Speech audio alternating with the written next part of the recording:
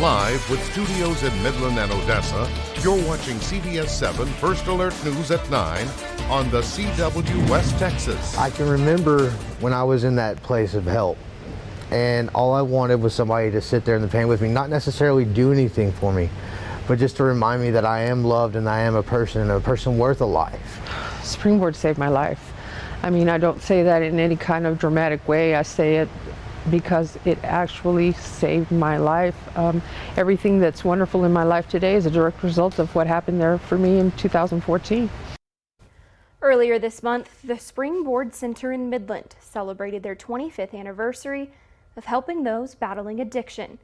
To celebrate 25 years, the nonprofit held a conference today at the Busch Convention Center to address the importance of overcoming addiction. Coming up in just a few minutes, we'll tell you more. Thanks for joining us for CBS7 News on the CW, and thanks to those of you who are joining us live on the CBS7 YouTube. I'm Lauren Munt. Today, members of the legal community came together to honor the memory of longtime Odessa lawyer Michael McLeish. McLeish died last week at age 79 from heart surgery complications. Born in Goldsmith, Texas, McLeish grew up in Odessa and was a proud West Texas native. He attended OHS and went on to graduate from UT Law School in 1970. He then moved back to West Texas to open his practice of 53 years. The story he's always told us when he was a young boy in Goldsmith, he would sit outside at night and look at the lights of Odessa, and he told himself one day when I grow up, I'm going to be a lawyer in Odessa, Texas. And I think from that moment, he blessed so many people. He blessed his community, the city of Odessa, and me. He was a wonderful man, and I'm so glad that he decided to do what he did because he's so good at it. McLeish is described as devoted to his wife and family, an undeniably good and unwavering friend, and a righteous warrior for the cause and people that he represented. He will be greatly missed. And you may remember that this week's Midland ISD board meeting got heated when members of the community came forward to voice their concerns about topics found in books in the district. Today, MISD released a statement responding to threats that have been made since the board meeting, saying, quote, "Early today, an email containing threats against members of the Midland ISD School Board as well as an MISD administrator was sent. Police were notified and law enforcement agencies are now investigating. All threats are taken seriously, and if anyone believes that they hear or see anything suspicious, they can submit tips anonymously to Midland Crime Stoppers." And on any given day, the Springboard Center helps around 80 people looking to overcome an addiction.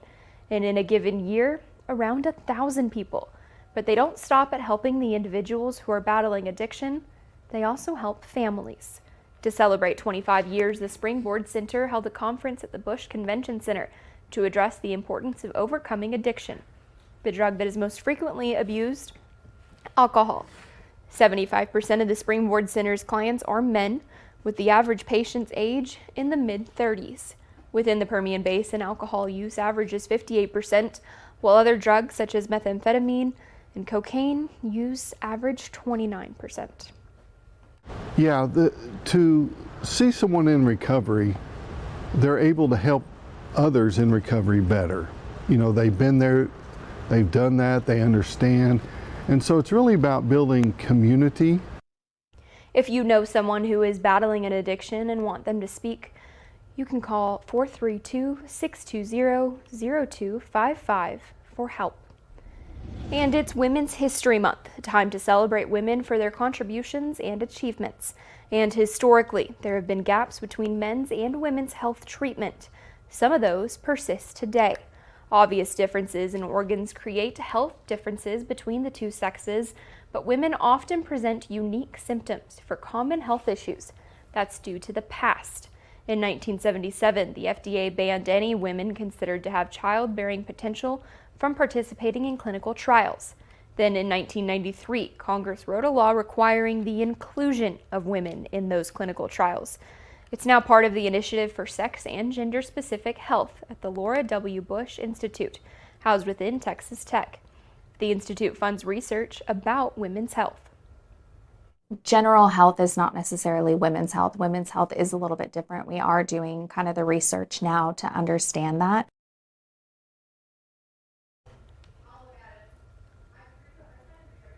One part of filling the healthcare gap is education.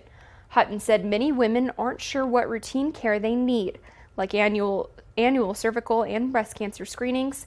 Catching these conditions early on is important. Those who struggle to pay for routine care can find help through Odessa Regional Medical Center's partnership with Pink the Basin. And you're looking now at the Odessa College Wellness Fair at the OC Sports Center.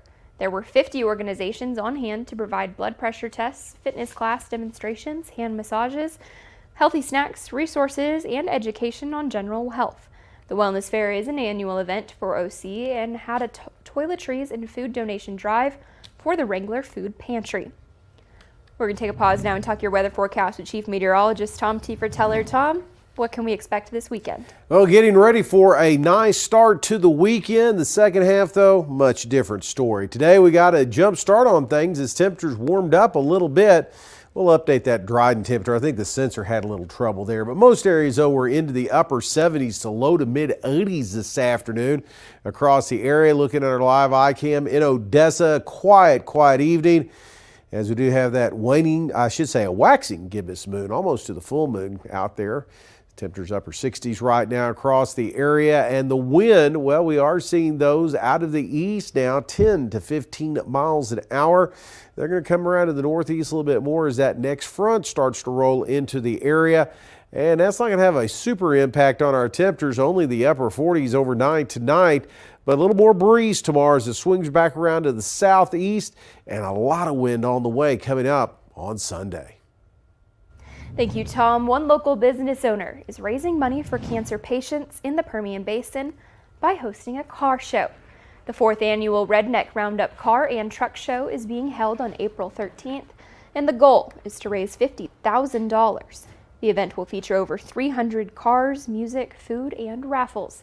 The executive director of Gifts for Hope says this year's event is bigger than ever, and it's all for a great cause. I'm really excited this year about just all the different cars that he's going to be bringing to West Texas. And also he's brought a cancer survivor down from Kansas who has a monster truck that people can take a ride in, which is just a really fun experience. The Redneck Roundup Car and Truck Show is happening on Saturday, April 13th in Stanton, and is free to attend. In your education news now, Odessa College sees record enrollments every year, and with more students comes more space needed. Vision 2030 is the school's plan to build new infrastructure and facilities to meet the need. However, there are other issues that Odessa College faces that school administrators believe are a priority. Some of the buildings at Odessa College are 70 years old and are still active. Vision 2030 includes new facilities like the James Seagrass Stadium, Odessa College downtown, and the nearly completed Wood Health Sciences building. However, things like plumbing, air conditioning, and heating continue to be a problem for Odessa College. So we have a lot of infrastructure needs that we've had to repair over the last couple of years, from pipe repairs, central plants, heating and cooling, how we cool the facilities and cool our campus down.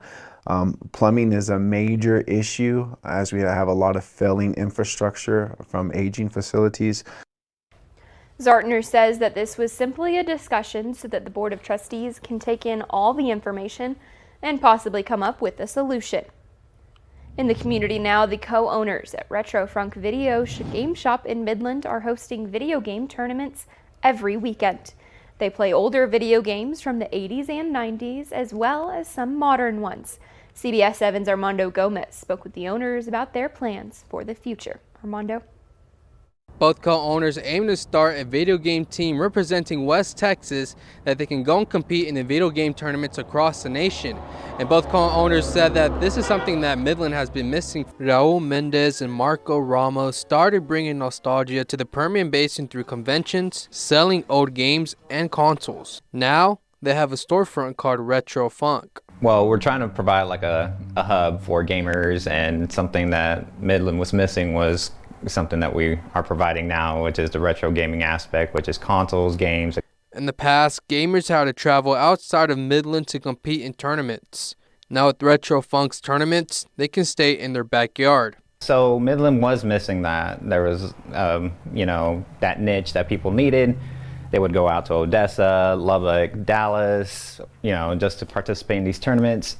So we saw the missing link and we provided that. Mendez and Ramos plan to build a video game team in the future to compete across the U.S. Games that people miss, people that have a nostalgic, towards them, like your Mario Karts, your Smash Brothers, just anything that in the 80s and 90s related that people that they don't see out there. Ramos believes that it will be special and unique to have a team representing West Texas. There's not a spotlight out here for Midland unless you talk about the oil and gas industry.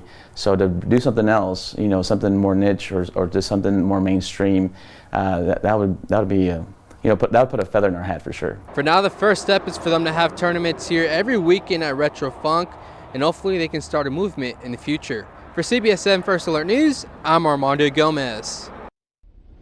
Thank you, Armando. The Spectrum of Solutions hosted a baked potato fundraiser today. Take a look.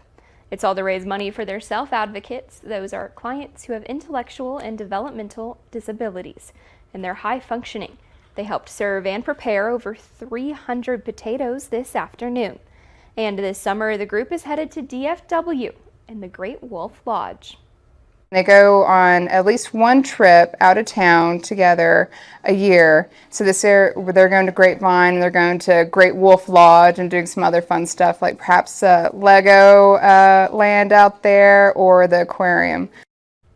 Spectrum of Solutions' next fundraiser is Basin's Got Talent. That's happening on April 6th at the Bush Convention Center. And still ahead, hundreds of migrants are in custody after a border rush attempt. We've got that full story in just a few minutes.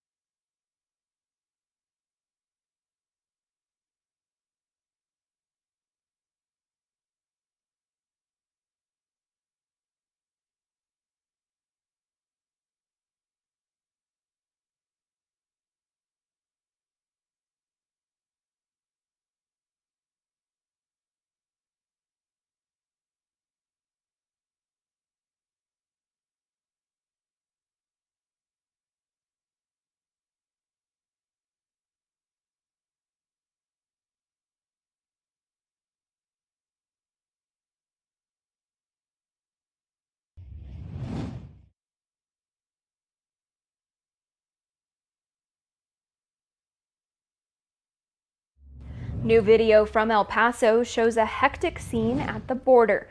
Thursday, hundreds of migrants are in custody after rushing past wire fencing in an attempt to enter the country. Meanwhile, Texas's unprecedented immigration law remains in legal limbo. CBS's Jared Hill has the latest from New York. New response to a breach along the southern border. Footage taken by the New York Post Thursday shows a crowd of 600 migrants breaking down a wire fence and pushing past Texas National Guard soldiers trying to get into El Paso.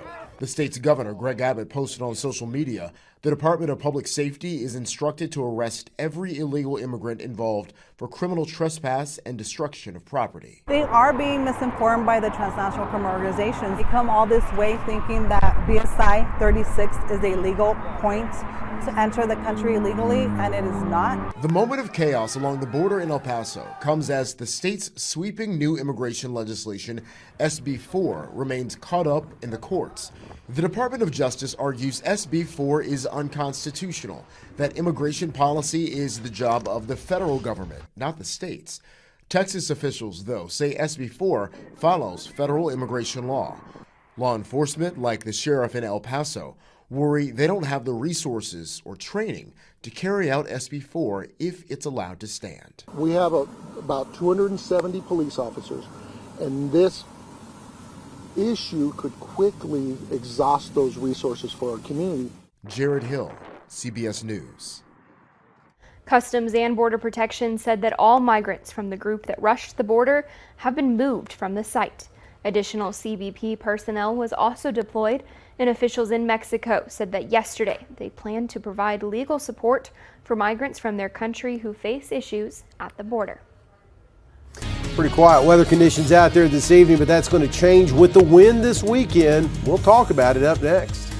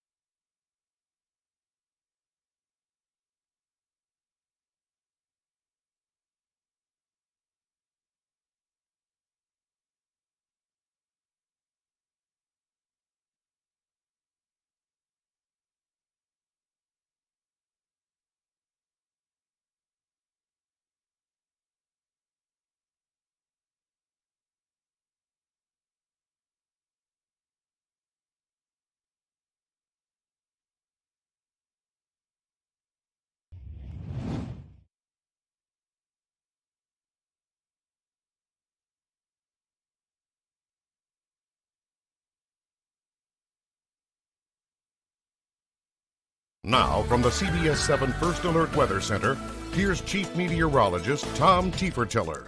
Well, let's take a look at the weather makers right now and show you what is going on. We have this ridge of high pressure. You can see it in the wind field. That's these arrows moving across, looking like ants starting to roll across the area. Well, we had this little ridge of high pressure. This is in the upper levels of the atmosphere. That's going to provide us with a nice start to the weekend, but there's another storm system, if you can believe it, back here across the Pacific Northwest.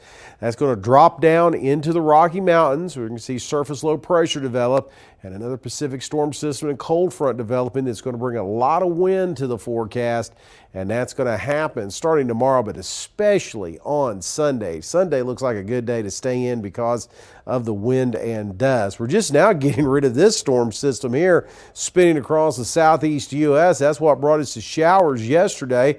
So we're kind of in between systems right now, and things are pretty quiet out there. Taking a look at those futurecast winds. Again, here's what we are seeing.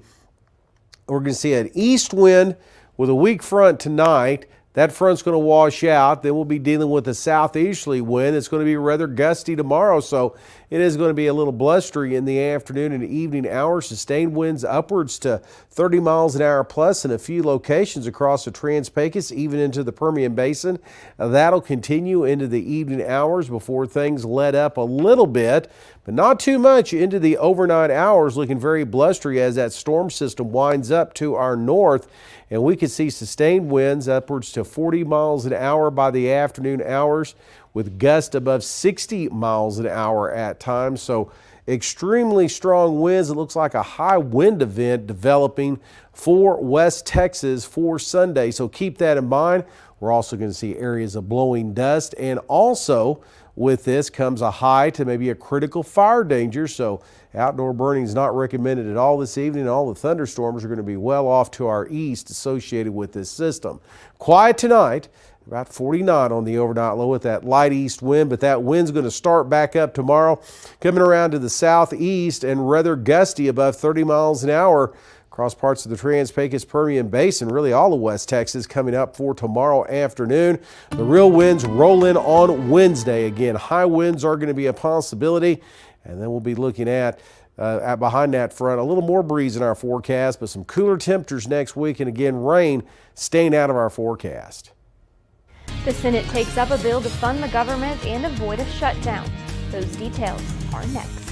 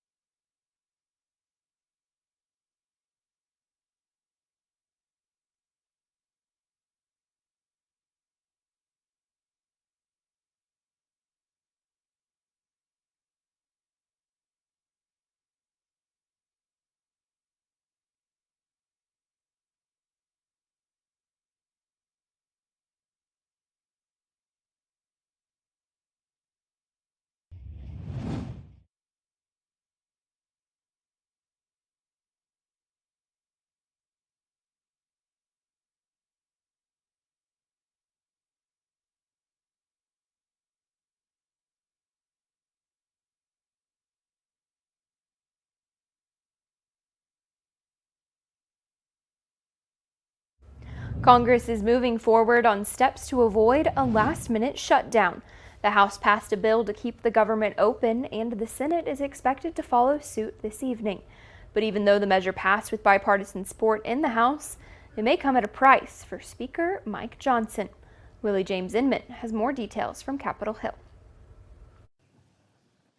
The Senate has begun debate on a bill to fund the government for the rest of the year and avoid a shutdown which is set to take effect at midnight. To my colleagues on both sides, let's finish the job today.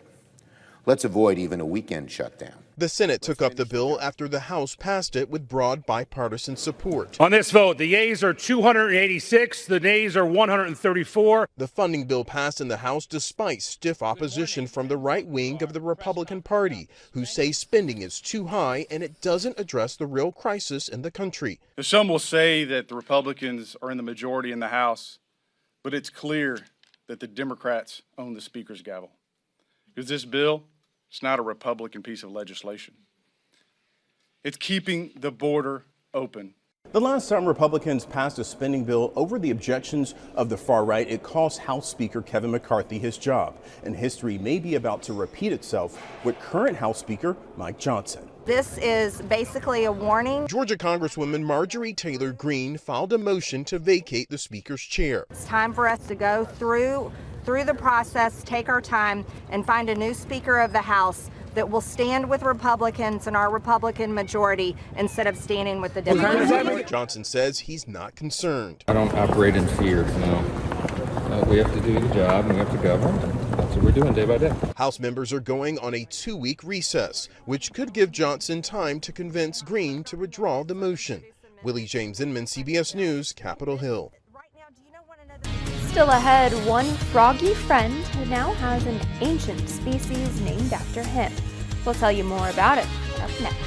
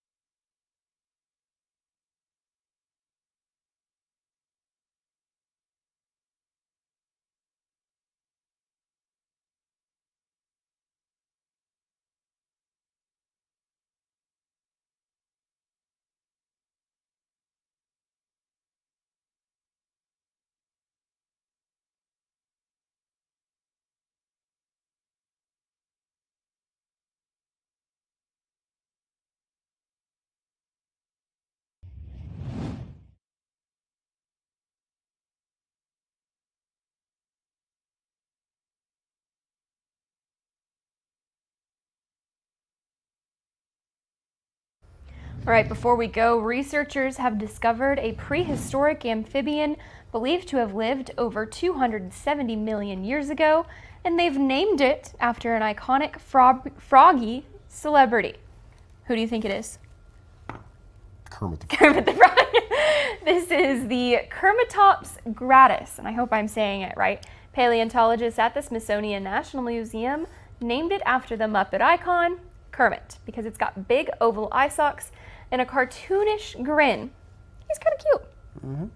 I bet he sounds like Kermit the Frog too. My second choice would have been in the Geico Gecko. Oh, that would have been good. The insurance insurance frog. That would have been good too. I like Kermit though. I think he deserves it. He deserves to have something named after him. All right, thanks for watching CBS 7 News at 9 on the CW. We've got more news coming up.